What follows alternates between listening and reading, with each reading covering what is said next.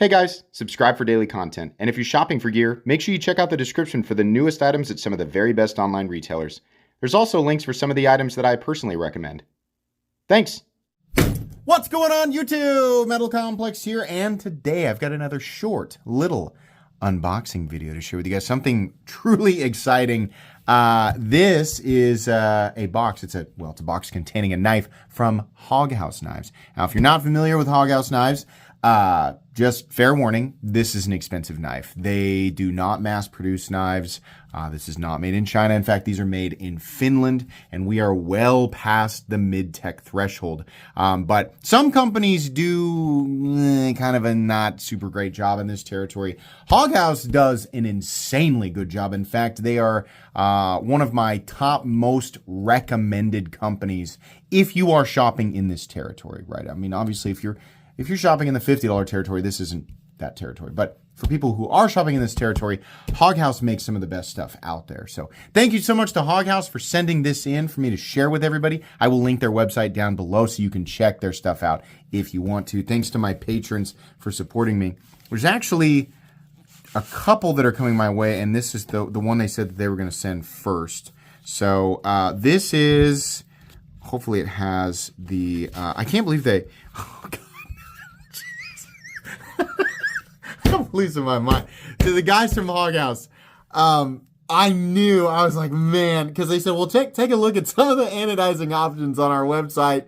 And I was like, can you anodize with that pattern? And they're like, yeah, sure. And I was like, that's going to be insane in person. Oh, God. Hold on. Let's share the details. So this is the Model T Gen 2. Let's see, date of birth was July. Okay, so just very recently. RWL 34, which is very common to see in ultra high-end custom knives. Why? Because it has an insanely good balanced performance like CPM 154. It's also easy to grind, and it's also easy to apply finishes to, which is why so many custom knife makers like to use it. It's also one of the core ingredients in Damasteel, if you did not know that. So I am always happy to see RWL 34 when I'm, making a purchase like this. I don't necessarily personally need to have Magna Cut or whatever, S90V, some people do, so you can think what you want about that. We have the honeycomb texture, which I've always wanted to see in person. So this is the newest generation. So I have a Model T, but mine doesn't, oh my goodness. Look at this. This is what, stuff like this is why I say that Hog House is one of the most recommended. If you're buying a knife at this tier, you want it to cut and you want it to have the good, all the heat treat and all, you want that. You want the action and the fit. But then companies like Hog House will go above that. They'll go beyond that. Not only is this beautifully anodized, there's a subtle difference between the surface, the topmost part of those honeycombs, which have been individually textured, right? And then underneath the lower part it's been milled, right? It's like slightly more or less cyan or whatever we call this color, but there's a distinct difference to give that contrast. We don't have the washed out where everything looks like the exact same. And then it must have been polished. That is so beautiful. And then depending on the angle, at this angle is much more blue. And then you turn it here and it's more green. Oh my goodness. Look at that. Love the Hog House logo right there. That looks great. We have some people don't like the little flathead screws. I don't mind at all. It's kind of a nice, with the hardware and the backspacer and the pocket clip all matching together and matching the blade. I think that's great. Now, obviously we need to get the blade out. And that beautiful stepped, sort of overcast, polished blade. Man, this is the type of stuff. I love Chinese production knives. Oh my God, you guys, the action. This is crazy.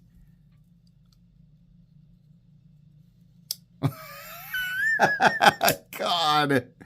Oh, it's so good. This is so nice. I love my high-end Chinese production knives. I really do. And as much as they impress me, and I think it's just absolutely unbelievable, for the money, it's really cool. There is something distinct, something truly different about some of these small batch non-Chinese companies. And there's a few from the USA. Obviously, in this case, we have Finland, South Africa.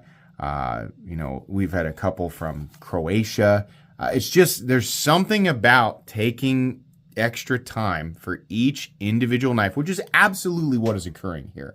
I think it's very easy, especially for newer people, to come to the conclusion that it just costs more because the buying market is stupid and the people making these knives are taking advantage. They're not making them in any different way than a standard production knife. This is a conclusion that you can only come to by guessing. It is not a conclusion people are able to come to based on any understanding of what's actually happening here. And I understand that's going to irritate some people, right? But I'm not going to validate that opinion. Or is there markup and stuff like this? Well, yeah, of course. Like, they have to make money, and it's a small batch operation. They're not mass producing them. So they do depend on some markup in order to not only, make money, but just keep the operation alive. Now, I know that I'm going to guess that manufacturing and labor costs in Finland are not quite as high as the USA, but they're certainly substantially higher than companies or than like China, right? So that's going to go into it. But also taking the individual, taking the time to individually fit everything, sharpen everything. I'm going to guess these are sharpened by hand, and then tune and all that.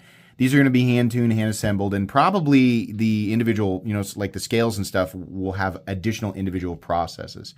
This costs money.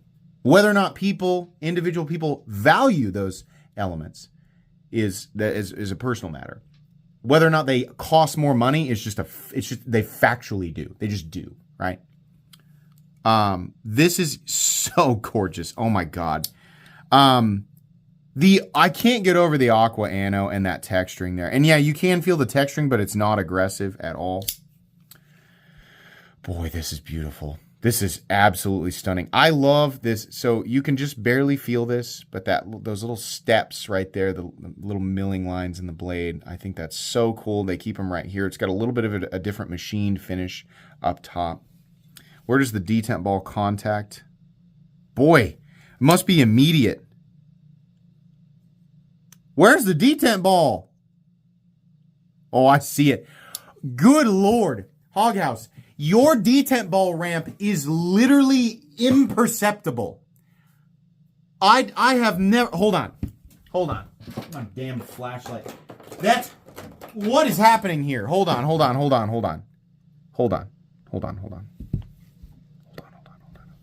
Okay. There is a detent ball. I can see it. Right there. Huh? Okay. Now... This is insane. It's literally right. I'm still on the lock face. That's what I'm touching there. I'm still on the lock face. Where is your ramp? That ramp must start at 0. Where is that? It's crazy. I can't feel it. Is it? Hold on. Oh, man. Okay. Can we get the light on there? Hold on.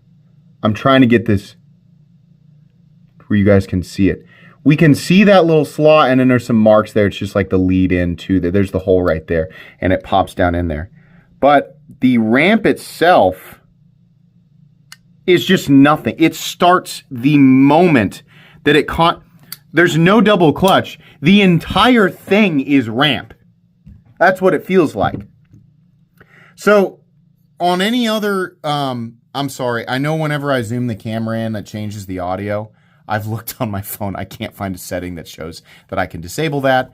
I'm on an Android Galaxy S23 Ultra. That is the camera that I'm using. If you know how to disable it on this specific phone, you can tell me. But if it's just vague, like look-in settings, you can obviously save that. I have tried to do that. But anyways, this detent ball ramp starts the moment that the detent ball actually or the moment that you're disengaged. In every case but this one, I can still feel it. And in the case of like detent ball ramps like on Shirogorov, the transition is like, while it's smooth, it still gives you that kind of mushy, super not confident feeling of like this is still technically double clutch because it's wanting to slide back off of it. Not in this case. That is wild. That's wild. I can't feel it. Is it a ramp? I mean, I'm trying to watch the moment the ball disappears. Oh, yeah. I think I can see it in there. Watch. See it right there? There it goes. I wonder if it's not a ramp, because there's not additional resistance. I wonder if it's not a ramp. I wonder if you've created a detent ball tunnel. Is it a detent ball tunnel, like a little, or a channel? And then at the end of the channel, there's a hole? Because that, like, there's literally no feeling of transition. What have you done here? This is such a little tiny thing. I'm so interested. And part of the reason why I'm not taking apart and looking, I think it would be interesting to have Hog House pop into the comments. You know, I mean, I can do it after I hear from him. I can do that on the review, open it up and let you guys look at it.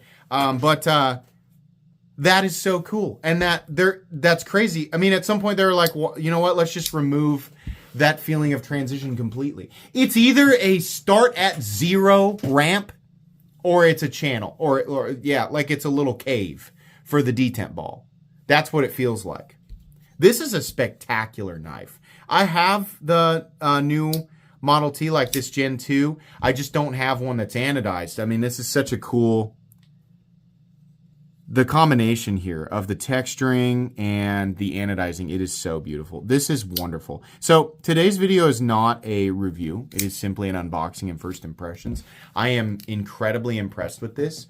Nobody needs to go out and spend $700, $800, $900 on a pocket knife, this is the general territory that this is. Hog House competes with lower end, or what, lower cost, lower cost Shugorovs, Herman knives, right? Etc., etc. Poland, that's another company that we hadn't mentioned, another country we hadn't mentioned, outside the USA making knives in this territory. Nobody needs to do that. But if you're already there, like if you've climbed the ladder, like these knives are for people who have climbed the ladder and know exactly what they're looking at, right? Hog House is definitely a company that if you spend money with, you're going to be really happy with their end product. I currently own 2, so this will be a very welcome addition to my collection. I think that this is awesome. Expect to see a lot of this knife, and I can't wait to talk more about it. But for today, I think that's going to be pretty much it. Make sure you guys check out Hog House knives down in the description. I think they have quite a few different anodized options for the Model T. Please make sure to follow me on Instagram at metal_complex. If you enjoyed this video, leave a like. If you'd like to check out my other content, I do, of course, have lots of videos of knives that are either expensive or inexpensive that I do or don't like, so check those out. And if you enjoy all my content, go ahead and click on that Metal Complex logo right there and subscribe because there's definitely more coming. Thanks again for watching, everybody, and have a great day.